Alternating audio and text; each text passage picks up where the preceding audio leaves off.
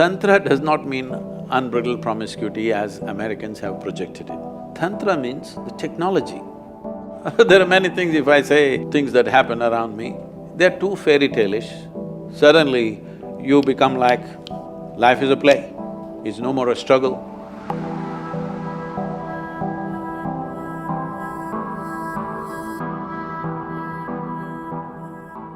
Namaste. Can you talk about mentalism? What's mentalism? Mentalists like… Oh, Mentalist, that movie, Yeah. like that. Mentalism, yeah. Okay. Don't go by the Hollywood movie. A lot of things are exaggerated there, but can human mind do things outside? Of course. Of course it can. Today if I utter this word, I'm sure there's a whole lot of misunderstanding because this comes from elsewhere. This is what Tantra means. Tantra does not mean unbridled promiscuity as Americans have projected it. Tantra means the technology. Technology means when those times when we did not have any external instruments of technology, we realized the highest grade of technology is here. And to exercise this in many different ways. Now, if we want to see outside that door, we need a periscope. Now somebody found a way to look beyond without a periscope. Using your mind beyond the realm of your body. Right now, mind is functioning within the realm of your body, you want to use it there. It is possible to do that, it's not possible.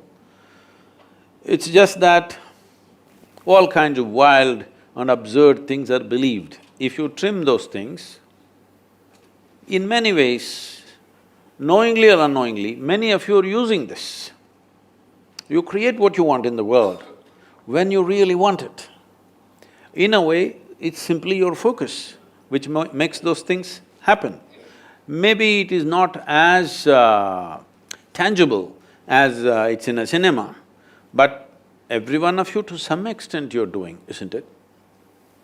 How effectively do you do it depends on… there are many things, if I say things that happen around me, they're too fairy tale-ish.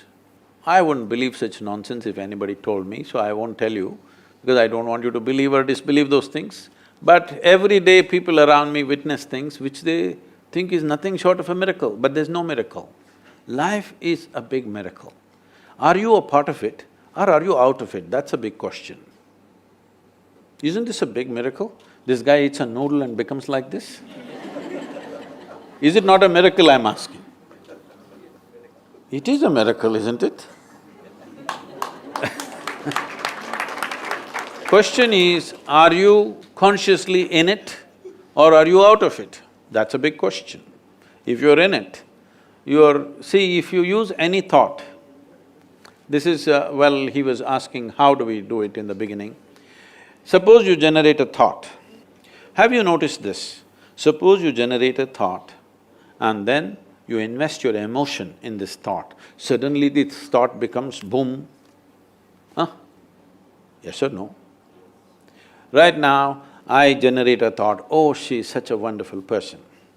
But now I invest my emotion into that thought. Now suddenly, you are not just another person to me, you're something else to me. Is it reality or no?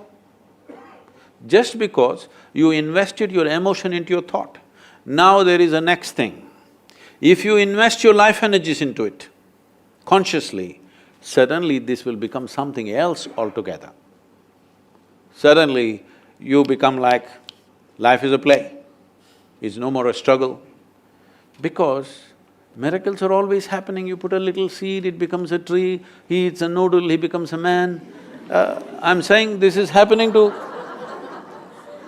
it's happening all the time, just see. You put filth into the root, just see, it becomes fragrance. Is this not miracles and miracles all over the place?